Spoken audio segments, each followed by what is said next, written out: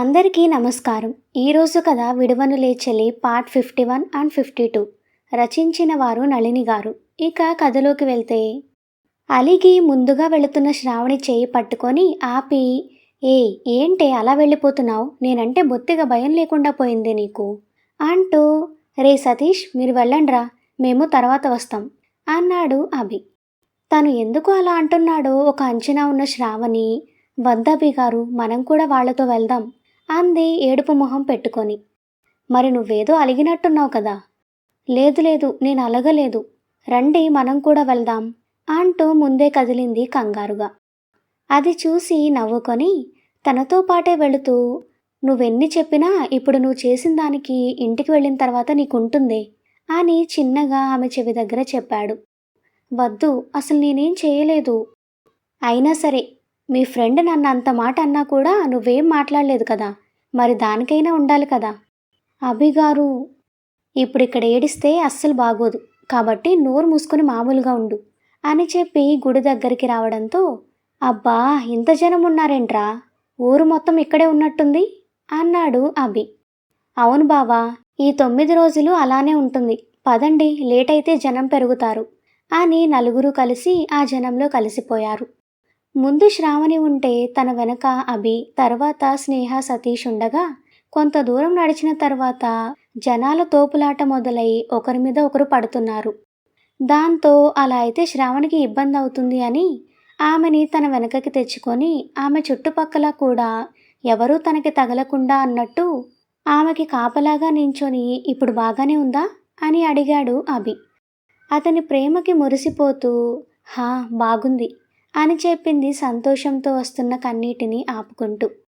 అది చూసి ఆమె చేతిని గట్టిగా పట్టుకొని ముందుకి తెచ్చుకొని తన గుండె మీద పెట్టుకొని జాగ్రత్తగా తీసుకువెళ్ళాడు నేనున్నాను అన్నట్టు. అలా 1 గంట పాటు కష్టపడి దర్శనం చేసుకున్న తరువాత నలుగురు బయటపడగా, ఇంతలో జనార్దన్ వాళ్ళు కూడా దర్శనం చేసుకొని వచ్చి హోమం దగ్గరికి వెళదామని పిల్లల్ని తీసుకొని అటు వెళ్ళగా, అక్కడ అందరికీ ఇచ్చిన బొట్టుని అభి ముందు పెట్టి తనకి పెట్టమని చెప్పింది శ్రావణి. ఆమె తనతో బొట్టు పెట్టించుకోవాలని అనుకోవడం నచ్చి నవ్వుకుంటూ, ఉంది కదే మళ్ళీ ఎందుకు అన్నాడు. పెట్టండి అభిగారు అంటూ కళ్ళు చిన్నవి చేసి అడుగుతున్న తనని చూస్తే పిచ్చి ముద్దు వస్తున్నా కంట్రోల్ చేసుకుంటూ ఆమె అడిగినట్టే నుదుటి మీద ఇంకా పాపిట్లో బొట్టు పెట్టి, చాలా అని అడిగాడు. హా అంటూ నవ్వుతున్న ఆమెని చూసి నవ్వి, అందరూ అక్కడ కూర్చుంటుంటే ఫోన్ మాట్లాడి వస్తాను అంటూ పక్కకి వెళ్ళాడు అభి. ఇంతలో అక్కడ ఉన్న అంతమంది జనంలో ఊపిరాడక చెమటలు పడుతున్న శ్రావణికి నీరసంతో కళ్ళు మెల్లగా మూతలు పడుతూ ఉండడంతో తల గట్టిగా విదిలించి, ఏమైంది నాకు అనుకుంటూ తల పట్టుకొని కూర్చుంది. కానీ అప్పటికే పూర్తిగా కళ్ళు మూతలు పడ్డాయి ఆమెకి. దాంతో పక్కకి ఒరగబోతున్న ఆమెని తన దగ్గరికి వస్తున్న అభి చూసి, శ్రావణి అంటూ తనని పట్టుకున్నాడు. అతని అరుపుకి అందరూ అటువైపు చూడగా అప్పటికే సోలిపోయి అతని చేతుల్లో ఉంది ఆమె.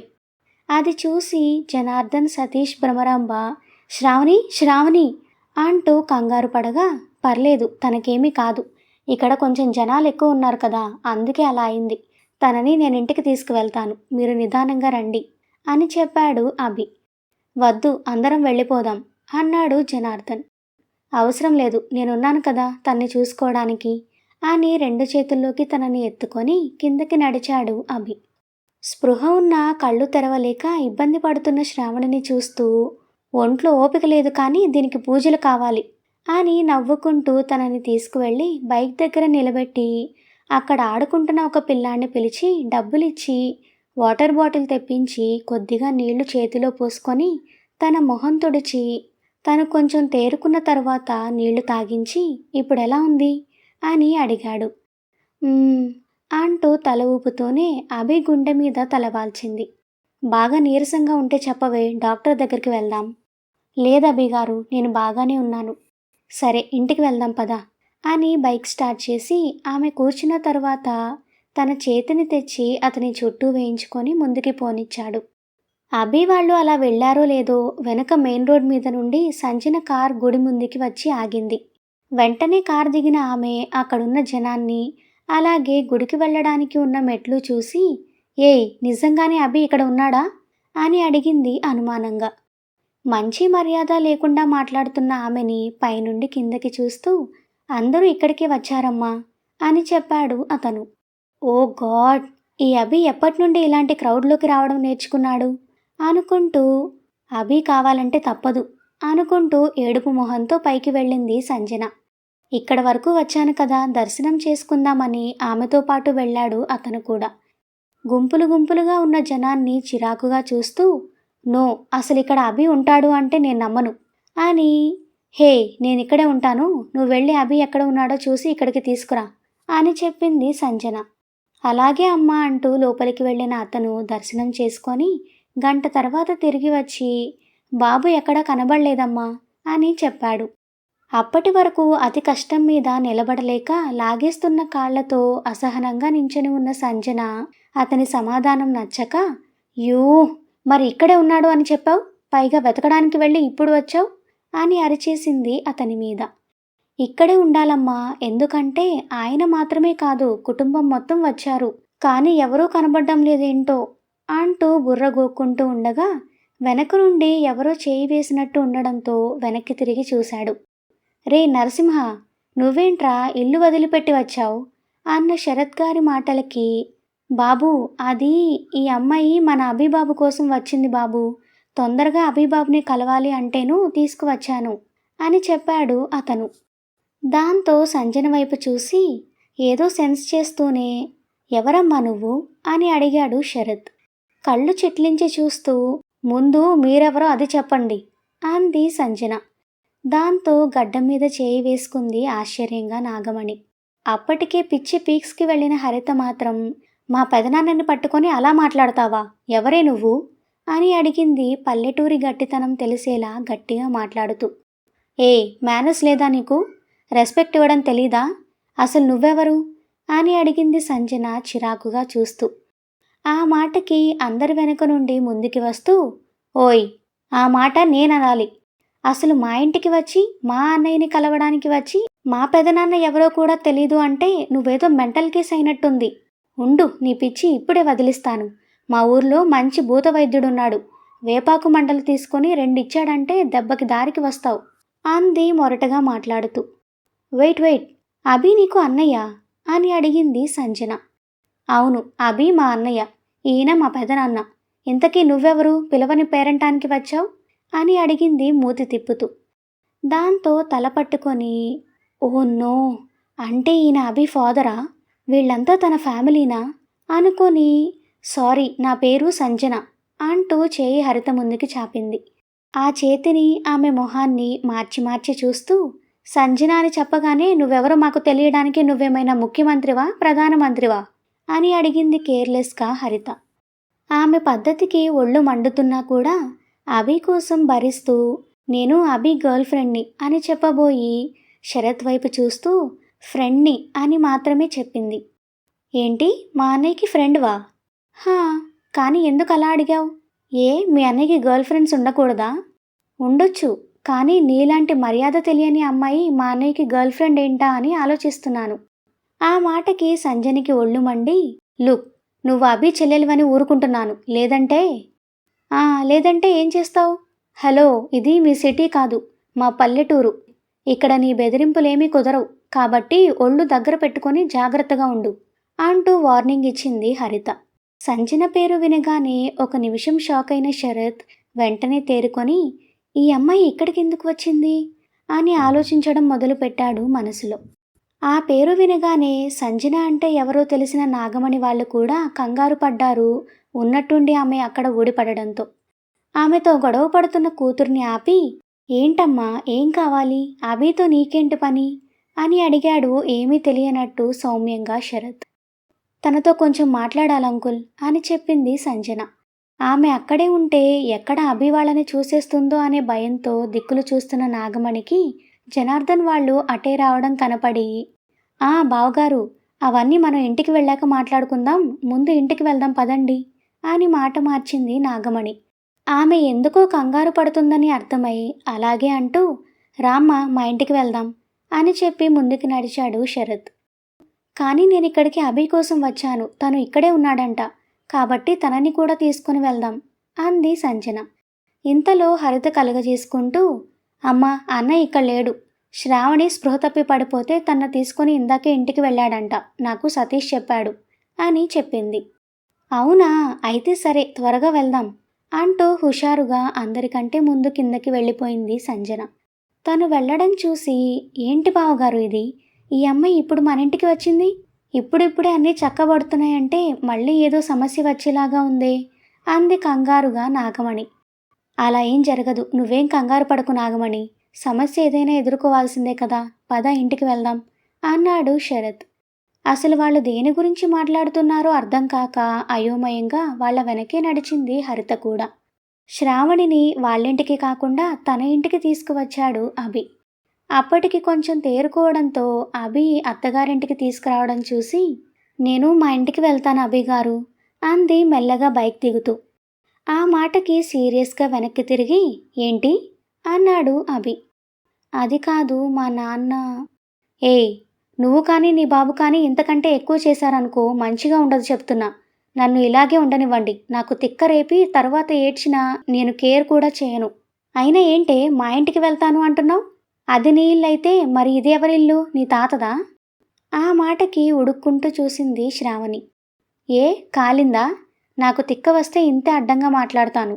ఇక నుండి నీ ఇల్లు ఇది, అది కాదు, నువ్వు ఉండాల్సింది కూడా ఇక్కడే. కాబట్టి మాట్లాడేటప్పుడు జాగ్రత్తగా ఆలోచించి మాట్లాడు, లేదంటే చెంపలు పూరీలవుతాయి, తెలుసుగా అనగానే తెలుసు అన్నట్టు తల ఊపుతున్న ఆమెని చూసి నవ్వు వచ్చింది అభికి. కానీ నవ్వకుండా తన చేయి పట్టుకొని లోపలికి తీసుకువెళ్ళాడు. లోపలికి వెళ్ళగానే ఆమెని గదిలోకి వెళ్ళమని చెప్పి తను వంటింట్లోకి వెళ్ళి ఆమె కోసం పాలు కాయమని పనమ్మాయికి చెప్పి తను ఫ్రూట్స్ కట్ చేసుకొని 2 తీసుకువెళ్ళాడు. గదిలోకి వెళ్ళిన శ్రావణి నీరసంగా ఉండడంతో మంచం మీద ఒక పక్కకు కూర్చొని వెనుక గోడకి తల ఆనించి కళ్ళు మూసుకుంది. లోపలికి వచ్చి అలా ఉన్న ఆమెను చూసి, పొద్దున్నుండి ఏమీ తినకుండా ఖాళీ కడుపుతో ఉండడం వల్లే ఈ నీరసం అని చెప్పి తినమని ఫ్రూట్స్ ప్లేట్ తన చేతికి ఇచ్చి పాల గ్లాస్ పక్కన పెట్టి, చూడు, నువ్వు ఇలా తినకుండా పూజా పునస్కారాలంటే చంపుతా. అంతేకాదు, నేను రోజు ఆఫీస్ నుండి వచ్చేటప్పటికి తినకుండా నీరసం అది ఇది అని నాకు కనపడ్డావనుకో మామూలుగా ఉండదు నా చేతిలో నీకు అని సీరియస్గా వార్నింగ్ ఇచ్చాడు. అలా అయినా భయంతో టైంకి ఫుడ్ తింటుంది అని. బెదురు కళ్ళతో చెప్పిందంతా బొమ్మలా వింటున్న ఆమెని చూసి, ఏంటి అర్థమైందా అని అడిగాడు రైట్ సైడ్ ఐబ్రో పైకి లేపుతూ. అది చూసి కంగారుగా అంటూ తల ఊపుతున్న ఆమెని, హా ఇక తిను అంటూ తన పక్కన కూర్చొని తనే యాపిల్ ముక్కని ఆమె నోటికి అందించాడు ప్రేమగా. అతని ప్రేమకి ఇప్పటి వరకు కోపంగా అతను అన్న మాటలన్నీ మర్చిపోయి సంతోషంగా అభిని చుట్టుకొని భుజం మీద తలవాల్చుకుంది శ్రావణి. ఆమె తల మీద ముద్దు పెడుతూ, నేను చెప్పేదంతా నీకోసమేనే, నువ్వు తింటేనే లోపల మన పాప కూడా తింటుంది, ఆరోగ్యంగా ఉంటుంది అంటూ ఆమె చుట్టూ చేయి వేశాడు. అతను పాప అన్న మాటకి సంతోషంగా తన కడుపు మీద చేయి వేసుకుని నిమురుకుంది శ్రావణి. అది చూసి నవ్వుతూ ఆమెకి తినిపిస్తూ ఉండగా ఇంతలో ఏదో డౌట్ వచ్చినట్టు, కానీ అభిగారు ఇవన్నీ మీకెలా తెలుసు అని అడిగింది సరిగా లేచి కూర్చుంటూ. ఆ మాటకి ఆమె వైపు కళ్ళు మాత్రమే తిప్పి, ఏంటి నా మీద అనుమానమా అని అడిగాడు అభి. చిచి కాదు, నాకు తెలియదు ఇవన్నీ, కానీ మీకెలా తెలుసా అని అంటూ పాల గ్లాస్ తీసి ఆమె చేతికి ఇస్తూ, తెలుసుకుంటే తెలుస్తాయి, లేదంటే ఎలా తెలుస్తాయి? అవును అంటూ తల ఆడించి తన ముందు ఉన్న పాల వైపు చూడగానే కడుపులో వికారం మొదలు కావడంతో మొహమంతా అదోలా పెట్టుకొని అభి వైపు చూసింది. ఆ ఫీలింగ్ అర్థమై, ఈ సెకలే వద్దు, నోరు మూసుకొని తాగు అన్నాడు సీరియస్గా. దాంతో కళ్ళతో పాటు ముక్కు కూడా మూసుకొని గుటగుటా తాగేసింది శ్రావణి. అది చూసి నవ్వుతూ ఆమె దగ్గర నుండి పాల గ్లాస్ అందుకొని పక్కన పెట్టి పెదవులకి అంటిన పాలని తుడుచుకోబోతున్న ఆమె చేతిని ఆపి శ్రావణి తల వెనుక చేయి వేసి పాలతడితో మెరుస్తున్న ఆమె పెదవులనే చూస్తూ కోరికగా వాటిని అందుకుంటూ ఆమెతో పాటు వెనక్కి వాలాడు అభి. ముందు తనేం చేస్తున్నాడో అర్థం కాక అయోమయంలో ఉన్న శ్రావణి అభి పెడుతున్న గాఢమైన ముద్దుకి తమకంగా కళ్ళు మూసుకుంది. కిందకి వచ్చిన తర్వాత అందర్నీ తన కారు ఎక్కమని చెప్పింది సంజన. ఇష్టం లేని హరిత ఏం అవసరం లేదు, నేను నడిచే వస్తాను అంది. అబ్బా హరి, పదవే వెళ్దాం. నేను రాను, కావాలంటే మీరు వెళ్ళండి అని సంజనని తినేసేలా చూస్తూ ఇంటిదారి పట్టింది హరిత. అయ్యో, ఈ పిల్లకి చెప్తే అర్థం కాదు. ఇప్పుడు ఈ అమ్మాయితో వెళ్ళకపోతే మేము ఇంటికి వెళ్ళేటప్పటికి ఎంత సంత చేస్తుందో ఏంటో అని కిక్కురు మనకుండా కారులో కూర్చుంటూ శరత్ శంకర్ వాళ్ళకి కూడా కూర్చోమని సైగ చేస్తుంది నాగమణి. దాంతో చేసేదేం లేక ఏ ఆలోచన లేకుండా ఆమె అలా చేయదని తెలిసిన వాళ్ళిద్దరూ కూడా కారులో కూర్చోగా వచ్చిన దారిలోనే రివ్వున దూసుకుపోతుంది సంజన. ఆమె స్పీడ్కి ఓరి దేవుడో, ఎరక్కపోయి దీని కారెక్కాను, ఇది మమ్మల్ని క్షేమంగా ఇంటికి తీసుకువెళ్తుందా అంటూ పక్కకి తిరిగి సంజన వైపు చూసింది నాగమణి. తెల్లని తెలుపు అందమైన ముఖవర్చస్సుతో ఉన్న ఆమెని చూసి, పిల్ల చూడ్డానికి బాగానే ఉంది కానీ దీని ఆలోచనలే ముదనష్టంగా ఉన్నాయి అని ఆమె గురించి అనుకునేలోపే ఇంటి ముందు సడన్ బ్రేక్తో ఆగిన కార్కి ఉలిక్కిపడి గుండె మీద చేయి వేసుకొని బిత్తరపోయి చూసింది ఆమె. కార్ ఆపడమే ఆత్రంగా కిందకి దిగి మంచి మర్యాద లేకుండా అభి అభి అని అరుస్తూ హ్యాపీగా లోపలికి వెళ్ళింది సంజన. అది చూసి ముందుగా బిత్తరపోయి ఒకరి మొహాలు ఒకరు చూసుకొని వెంటనే అందరూ కారు దిగి లోపలికి వెళ్లారు తన వెనుక. వాళ్ళు వెళ్ళేటప్పటికే హాల్లో నిలబడి అభి అని పిలుస్తున్న ఆమె దగ్గరికి వచ్చి, చూడమ్మా, అభి ఇక్కడ లేడు, వాళ్ళ అత్తగారింట్లో ఉంటున్నాడు. నేను తన్ని పిలుస్తాను, నువ్వు కాస్త ప్రశాంతంగా కూర్చో అప్పటి వరకు అని చెప్పింది నాగమణి. దాంతో అప్పటి వరకు బల్బులాగా వెలిగిపోతున్న మొహంలో వెలుగు తగ్గి, అలా అయితే నేనే అక్కడికి వెళ్తాను ఆంటీ అని అంది ఆమె. ఏంటి, అక్కడికా? హా, ఏమైంది, ఎందుకు అంత షాక్ అవుతున్నారు? చూడమ్మా, నువ్వు వాడికి స్నేహితురాలివి మాత్రమే, కానీ వాడికి ఇప్పుడు పెళ్ళయింది, అత్తగారింట్లో ఉన్నాడు. అలాంటప్పుడు నువ్వు అక్కడికి వెళ్తే ఈ పల్లెటూరులో నలుగురు నాలుగు రకాలుగా అనుకుంటారు. పైగా మా కోడలికి తెలిస్తే అస్సలు బాగోదు. మేము మా ఇంటి కోడల్ని బాధపడనివ్వం అని మూతి తిప్పుతూ ఇండైరెక్ట్గా వార్నింగ్ ఇచ్చింది నాగమణి. కానీ ఆంటీ, అభికి నేనేం పరాయిదాన్ని కాదు అని గట్టిగా మాట్లాడుతున్న సంజన గొంతుకి డిస్టర్బ్ అయిన అభి కళ్ళు తెరిచి శ్రావణిని వదిలి లేచి కూర్చొని సంజు అనుకుంటూ డోర్ తీసి బయటకు వెళ్ళాడు. ఉన్నట్టుండి అభికి ఏమైందో అర్థం కాక తను కూడా లేచి అప్పటికి కాస్త తనకి బాగానే ఉండడంతో చీర తల సరిచేసుకుంటూ శ్రావణి కూడా బయటకు నడిచింది అభి వెనుకే. డోర్ తీసిన సౌండ్కి అందరూ అటు చూడగా రూమ్లో నుండి బయటకు వస్తూ కనపడ్డాడు అభి. చాలా రోజుల తర్వాత అతన్ని చూడడంతో చిరునవ్వుతో వెంటనే వెళ్ళి అతన్ని హత్తుకుంది సంజన. సడన్గా అక్కడ సంజనని చూసిన షాక్లో ఉన్న అభి స్టన్ అయి నిలబడిపోయాడు. ఐ లవ్ యూ అభి, నిన్ను చూసి ఎన్ని రోజులవుతుందో తెలుసా? నిన్ను చాలా మిస్ అయ్యాను. నాకు తెలిసి ఈ 4 ఇయర్స్లో ఇదే ఫస్ట్ టైం నిన్ను ఇన్ని రోజులు చూడకుండా ఉండడం అంది సంజన.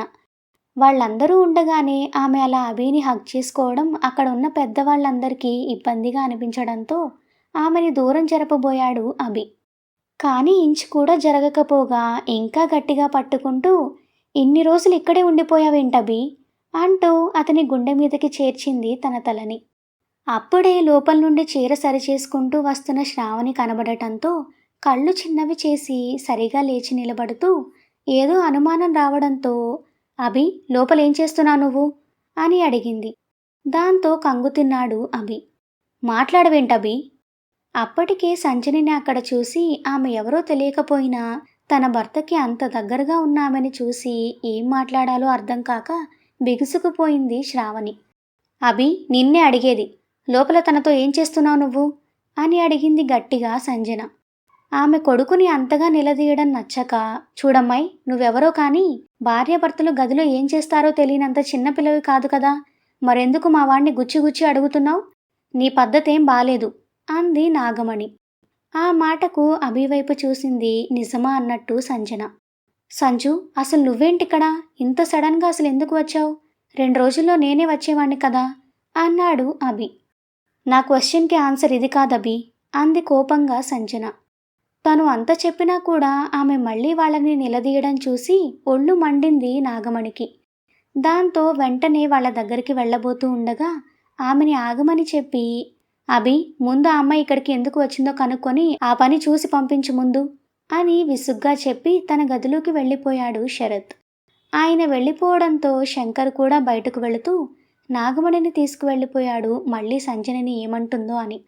అది చూసి వాళ్ళెవరికీ అక్కడ జరుగుతుంది నచ్చలేదు అని అర్థమై, ఏంటి సంజు ఇదంతా? నేను త్వరగా వచ్చేస్తాను, నిన్ను రెస్ట్ తీసుకోమని చెప్పాను కదా అన్నాడు విసుగ్గా అభి. రెస్ట్ తీసుకోవడానికి నాకేమైంది అభి ఇప్పుడు? నిన్ను చూడాలని ఎంత ఆశగా వచ్చానో తెలుసా?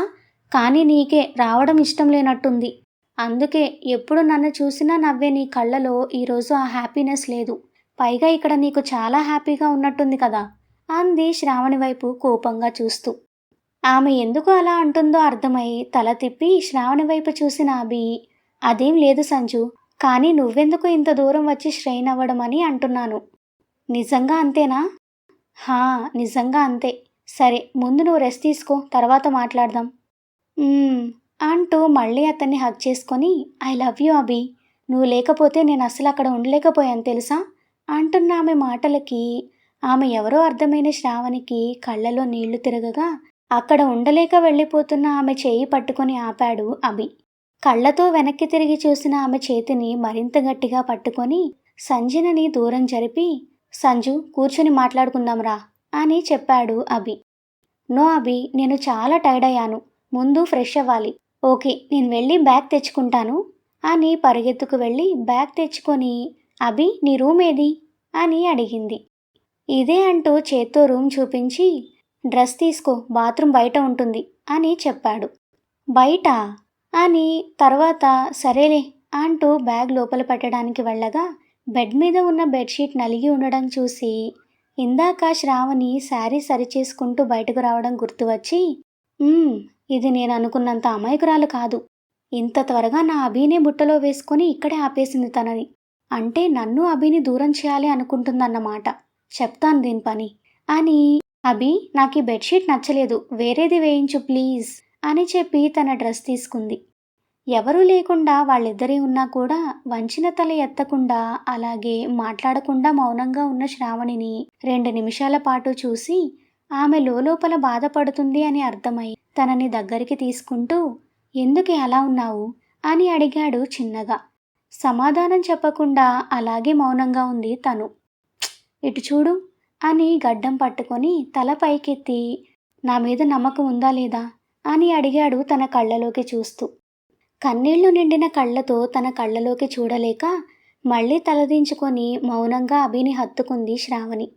దాంతో చిన్నగా నవ్వి, పిచ్చి, ఎందుకే అంత భయం, నేనున్నాను కదా అంటూ తనని మరింత గట్టిగా హత్తుకొని తల మీద ముద్దు పెడుతూ ఉండగా బెడ్షీట్ చేయించమని సంజన పిలవడంతో శ్రావణి కన్నీళ్లు తుడుస్తూ అలాగే అని చెప్పాడు. చిన్నగా అతన్ని వదిలి నేను మా ఇంటికి అని అనబోయి తరువాత సర్దుకొని మా నాన్న వాళ్ళ ఇంటికి వెళ్ళనా అని అడిగింది గుండెల్లో బాధని గొంతులో తొక్కి పెడుతూ. ఎందుకు అంటే ఇక్కడ ఉండడానికి ఇబ్బంది అవుతుందేమో అన్నట్టు తమ గదివైపు చూస్తూ అంది. సంజన ఆ గదిలో ఉంటుందేమో అనేది ఆమె అంతరంగం కాగా అది అర్థమైన అభి దాని గురించి నేను చూసుకుంటాను అన్నాడు. కానీ ఎలా అభి గారు? చెప్తానాగు అని ఇంతలో సంజు తన డ్రెస్ ఇంకా బాడీ కేర్ తీసుకొని బయటకు రావడంతో పద నీకు బాత్రూమ్ చూపిస్తాను అంటూ పెరట్లో ఉన్న స్నానాల గది వైపు చూపించి ఫ్రెష్ అయి రమ్మన్నాడు. వెయిట్, 10 మినిట్స్లో వచ్చేస్తాను అంటూ శ్రావణి వైపు ఒక చూపు చూసి అక్కడి నుండి వెళ్ళిపోయింది సంజన. తను వెళ్ళడంతో నిట్టూర్చి నువ్వు నాతో రా అని తన గదిలోకి వెళ్ళి వెంటనే బయటకు వచ్చి శ్రావణిని డాబా మీదకి తీసుకువెళ్ళాడు చిన్నగా. వాళ్ళిద్దరూ పైకి వెళ్ళడం చూసి అయ్యో దానికేంటండి ఈ బాధ, అది అసలే అమాయకురాలు, ఈ పిల్ల చూస్తే మొండిఘటంలా ఉంది, మరి ఇవన్నీ ఎలా తట్టుకుంటుందా పిచ్చిది అంది బాధగా భర్తతో మాట్లాడుతున్న నాగమణి. మంచి వాళ్ళకెప్పుడూ మంచిగానే ఉంటుంది నాగమణి, నువ్వెక్కువ ఆలోచించకు, అభి తెలివిగలవాడు, చూసుకుంటాళ్లే అన్నీ అంటూ భార్యకి ధైర్యం చెప్పాడు శంకర్. ఏమో అండి, వాడి జీవితం ఒక కొలిక్కి వస్తుంది అనుకున్నప్పుడే ఇలాంటివి ఏదో ఒకటి జరుగుతుంది అంది డీలాగా. పైకి వెళ్ళిన తరువాత అక్కడ గది తాళం తీసి ఇక నుండి ఇదే మన గది, మనం ఇక్కడే ఉంటాం అని చెప్పాడు అభి. లోపలికి వెళ్ళిన శ్రావణి ఎవరూ వాడకపోవడం వల్ల ఏ సామాన్లు లేక ఖాళీగా ఉన్న గదిని చూసి అభి వైపు చూసింది. అప్పటికే ఫోన్లో మంచి బెడ్ వెతికి వెంటనే డెలివరీ కావాలని ఆర్డర్ చేశాడు అభి. ఆ పని అయిపోవడంతో ఫోన్ పాకెట్లో పెట్టుకుంటూ తల ఎత్తి శ్రావణి వైపు చూసిన అభికి ఆమె ఎందుకో సంశయిస్తుందని అర్థమై తనని దగ్గరికి తీసుకుంటూ, ఏంటి, నాకేమైనా చెప్పాలా, లేదంటే ఏదైనా అడగాలా అని అడిగాడు. అసలేం జరుగుతుందో అర్థం కాక అయోమయంలో ఉన్న ఆమె ఏమడగాలో ఏం చెప్పాలో కూడా అర్థం కాక తల అడ్డంగా తిప్పింది అతని వైపు చూస్తూనే. ఆమె మౌనం అతనికి అర్థమవుతుండగా తనని గుండెకి హత్తుకొని తల మీద ముద్దు పెడుతూ, కొన్ని రోజులు నా కోసం సైలెంట్గా ఉండు ప్లీజ్ అన్నాడు. అతని గుండె చప్పుడులో ఏదో ధైర్యం దొరికినట్టు అతని మాటలు వింటూ కళ్ళు మూసుకుంది ప్రశాంతంగా శ్రావణి. ఇంతలో కింద నుండి అభి అన్న పిలుపుకి ఆమె ఉలిక్కిపడగా తనకి దూరం జరిగి, పద కిందకి వెళ్దాం, రాత్రికి వద్దాం పైకి అంటూ నవ్వుతూ కన్ను కొట్టి ఆమెను తీసుకొని కిందకి వెళ్ళాడు అభి. అప్పటికే చుడిదార్లో రెడీ అయిన సంజన లోపలికి వస్తున్న వాళ్ళిద్దరినీ చూసి, ఏంటిది, వీళ్ళంతలా ఎవరిని వదిలి ఎవరు ఉండలేకపోతున్నారు, ఎప్పుడు చూడు ఇద్దరు ఒకే చోట ఉంటున్నారు అనుకుంటూ, ఈ కాసేపట్లో ఎక్కడికి వెళ్ళావబి అని అడిగింది కోపంగా సంజన. ఆమె అరుపులకి శరత్ విసుగ్గా బయటకు రాగా అప్పుడే గుడి నుండి ఇంటికి వచ్చిన హరిత, ఏయ్, ఎందుకలా చెవి కోసిన మేకలా అరుస్తున్నావు, అయినా ఏంటి నువ్వు ఇంకా ఇక్కడే ఉన్నావు, మా అన్నయ్యని కలిసిన పని ఇంకా అవ్వలేదా అని అడిగింది చిరాగ్గా. హేయ్, నువ్వేంటి, వచ్చినప్పటి నుండి చూస్తున్నాను నాతో చాలా రూడ్గా మాట్లాడుతున్నావు, నాతో అలా ఎవరైనా మాట్లాడితే నాకు నచ్చదు అంది వేలు చూపించి మాట్లాడుతూ సంజన. ఏయ్, ఏంటి నాకు వేలు చూపిస్తున్నావు, దించుదాన్ని, లేకపోతే ఈరోజు మా ఊర్లో అమ్మవారికి మేకలు కోళ్ళు బలిచ్చినట్టు నేను నీ వేలిని బలిస్తాను, ఏమనుకుంటున్నావో అంది కోపంగా హరిత. వాళ్ళిద్దరి మధ్య గొడవ ఏంటో అర్థం కాక, హరి ఏంటే ఇది అన్నాడు అభి. లేకపోతే చూడన్నయ్య, ఏదో నీకోసం వచ్చిందని మర్యాదగా మాట్లాడుతుంటే వచ్చిన దగ్గర నుండి అందరితో పిచ్చి పిచ్చిగా మాట్లాడుతుంది, గుళ్ళో అయితే పెదనాన్నని నోటుకొచ్చినట్టు మాట్లాడింది అంటూ కళ్ళు ఉరిమి చూసింది ఆమె వైపు. ఏంటి అంటూ సంజన వైపు చూశాడు అభి. అభి, అది అంకుల్ మీ డాడీ అని తెలియక జరిగింది కానీ కావాలని కాదు అని చెప్పింది సంజన. షటప్ సంజు, మా డాడీ అని తెలియకపోతే మాత్రం కనీసం వయసుకైనా మర్యాద ఉండదా, అసలైనా హరి ఎవరో నీకు గుళ్ళో తెలిసే ఉంటుంది కదా, మరెందుకు తన్ని నోటికొచ్చినట్టు మాట్లాడుతున్నావు, అది మా ఇంటికి ఒక్కగానొక్క ఆడపిల్ల, దాన్ని మేమే ఏ రోజు ఒక్క మాట అనలేదు, అలాంటిది నువ్వు దాన్ని అలా మాట్లాడడం ఏం బాలేదు, ముందు తనకి సారీ చెప్పు.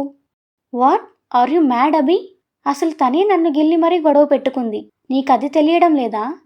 Sanju, no more arguments, say sorry to her అంటూ సీరియస్గా వచ్చిన అభి గొంతుకి ఆమెని కళ్ళతోనే కాల్చేసేలా చూస్తూ సారీ అంది గొంతులో కూడా కోపాన్ని పలికిస్తూ.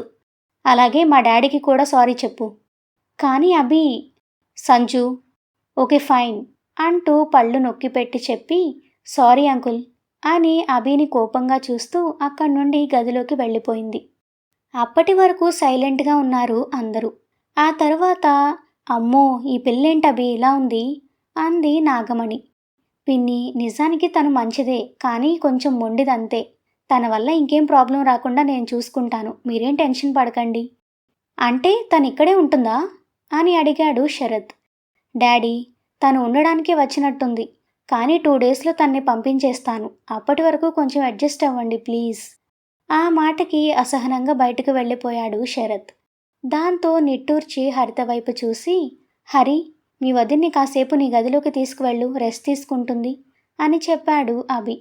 సరే అన్నయ్య అంటూ శ్రావణిని తీసుకొని తన గదికి వెళ్ళింది హరిత. వెళ్ళటమే తన శారీ మార్చుకుంటూ, అసలెవరి ఈ గిన్నెకోడి, ఎందుకు అన్నయ్య కోసం వచ్చింది, దాన్ని చూస్తుంటేనే నాకు ఒళ్ళు మండుతుంది, కాస్త అందంగా ఉన్నాను అని టెక్కు చూపిస్తుంది అంటూ డ్రెస్ వేసుకొని శ్రావణి ఎదురుగా కూర్చుంటూ, ఇప్పుడు చెప్పు ఎవరది అని అడిగింది. తను చెప్పాలో వద్దో అర్థం కాక తటపటాయిస్తూ ఉండగా, అబ్బా నాంచకుండా అసలు విషయం చెప్పు ముందు. సరే అని తల ఊపి, తను మీ అన్నయ్య ప్రేమించి పెళ్లి చేసుకోవాలి అనుకున్న అమ్మాయి అని అసలు విషయం డైరెక్ట్గా చెప్పింది శ్రావణి. ఏంటి అంటూ షాక్ అయ్యి కళ్ళు పెద్దవి చేసి లేచి నించుంది తను. ఏమైంది అంటూ కంగారు పడుతున్న శ్రావణిని చూసి, ఏం లేదు కానీ, అంటే మా అన్నయ్య దీన్ని లవ్ చేశాడా అని అడిగింది మళ్ళీ కన్ఫర్మేషన్ కోసం. అవును అని తల ఆడించి బాధగా తలదించుకుంది శ్రావణి. దాంతో అసలక్కడ ఏం జరుగుతుందో అర్థం కాక ఇంకా ఎక్కువ అడిగి ఆమెని బాధ పెట్టడం ఇష్టం లేక తల్లిని అడిగి తెలుసుకోవాలని డిసైడ్ అయ్యి శ్రావణితో వేరే మాటలు మాట్లాడుతూ తనని డైవర్ట్ చేయడానికి ట్రై చేసింది. శ్రావణి హరితతో వెళ్ళిన తర్వాత సంజన దగ్గరికి వెళ్ళాడు అభి.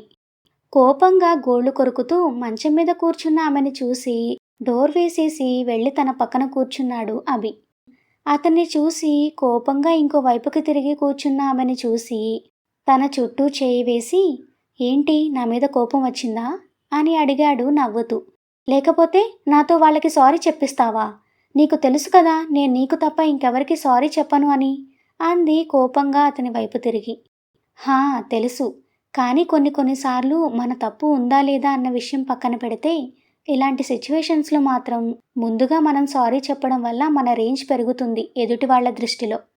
ఇలాంటి చిన్న చిన్న విషయాలు కూడా తెలియదు నీకు మట్టి బుర్ర అంటూ ఆమె నెత్తి మీద ఒకటి వేస్తాడు అభి. అంటే నువ్వు నా కోసమే అలా చేయమన్నావా అని అడుగుతుంది అతను కొట్టిన చోట రుద్దుకుంటూ. మరి ఫస్ట్ మీట్లోనే నీ మీద మా వాళ్ళకి బ్యాడ్ ఇంప్రెషన్ రాకూడదు కదా, అందుకే అలా చేయాల్సి వచ్చింది. అయినా సంజు, ఇది పల్లెటూరనో ఇక్కడ ఎవరికి ఏం తెలియదనో కాదు, కానీ మనం ఏ పరిస్థితుల్లో ఉన్నా కూడా మాట తూలకుండా ఎదుటి మనుషులకి రెస్పెక్ట్ ఇవ్వడం అనేది ఇలాంటి చోట మనల్ని ఎప్పుడూ ఎవరెస్టంత ఎత్తులో ఉంచుతుంది వాళ్ళ దృష్టిలో అని చెప్తాడు శ్రావణి ప్రవర్తనని మనసులో పెట్టుకొని. స్టోరీ ఇంకా కొనసాగుతుంది. నెక్స్ట్ పార్ట్ కోసం మా ఛానల్ను సబ్స్క్రైబ్ చేసుకోండి. అలాగే స్టోరీ మీకు నచ్చినట్లయితే వీడియోని తప్పకుండా లైక్ చేసి మీ ఫ్రెండ్స్ అండ్ ఫ్యామిలీకి షేర్ చేయండి. Thank you for listening.